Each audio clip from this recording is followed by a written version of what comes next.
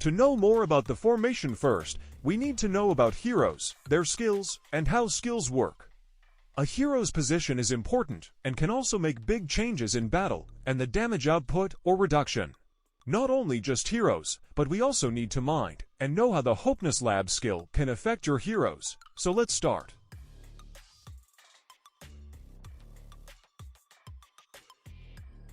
Why Adora?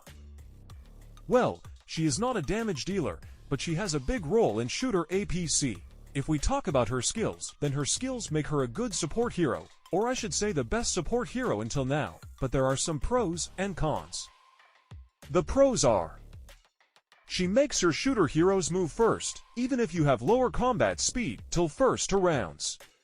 She makes to random enemy squads take 50% more burning damage each round.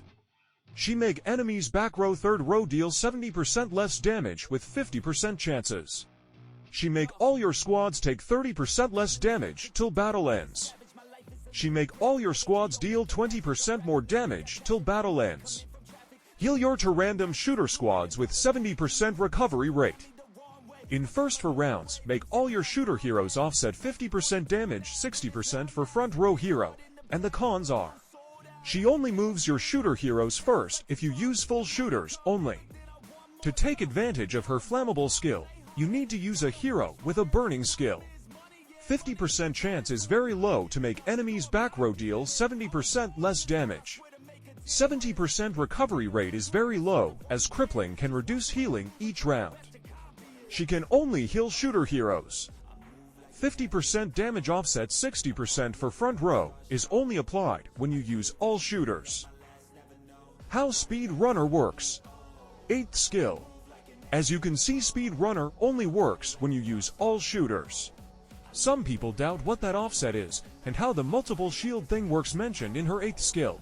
Well, as far as I understand the skill says the shooter squads will take action first in the first 2 rounds and gain a shield that can offset 50% damage in the first 2 rounds. This means when your shooter squad takes action first, it will gain a shield to offset 50% damage, and each round will gain a shield till 2 rounds, because your shooter heroes can only take action first till first 2 rounds, and the shields your shooter squads gained will offset the damage till round 4.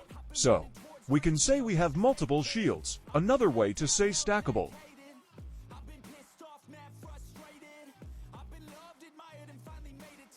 Why Skull? If I am not wrong, he is the only shooter hero with burning skill in the current time.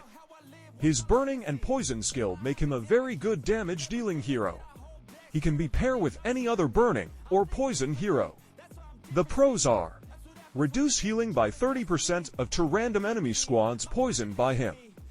Increase 5 combat speed for 5 rounds.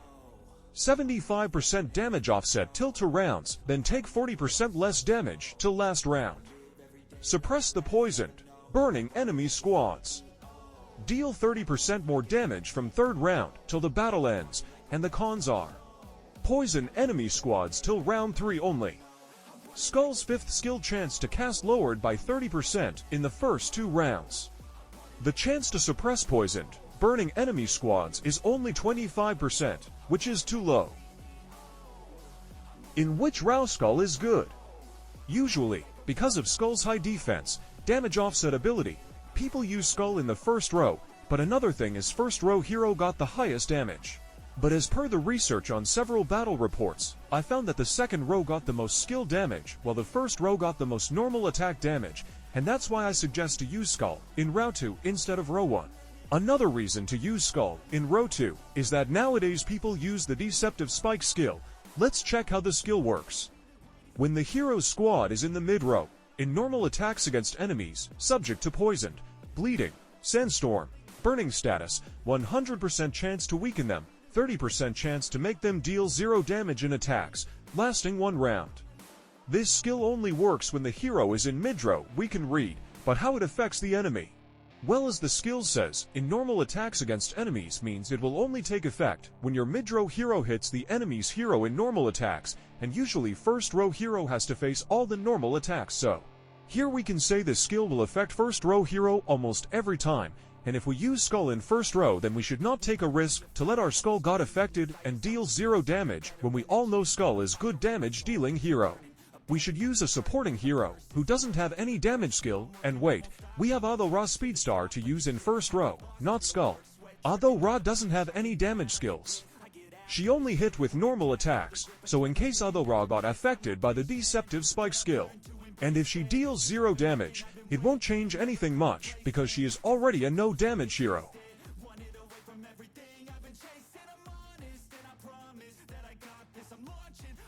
Why Kelly?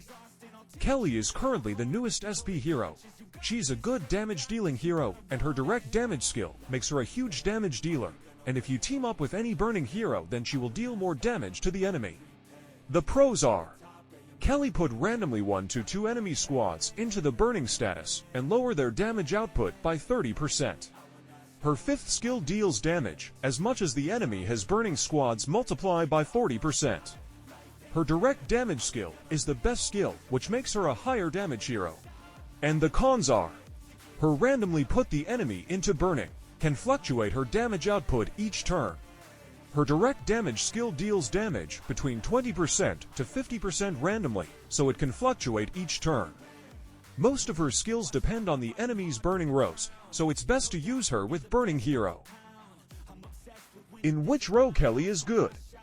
As we discussed, most of her damage skills depend on the enemy's burning squads, so we should use her in row 3. If we use Skull in row 2, then Skull will put some enemy squads into burning status, and it will be a damage boost for Kelly, and she will deal more damage. Deserve to be on stages, I will be the greatest. Do it yourself, I made it. DIY from the basement, I'll take my life into my own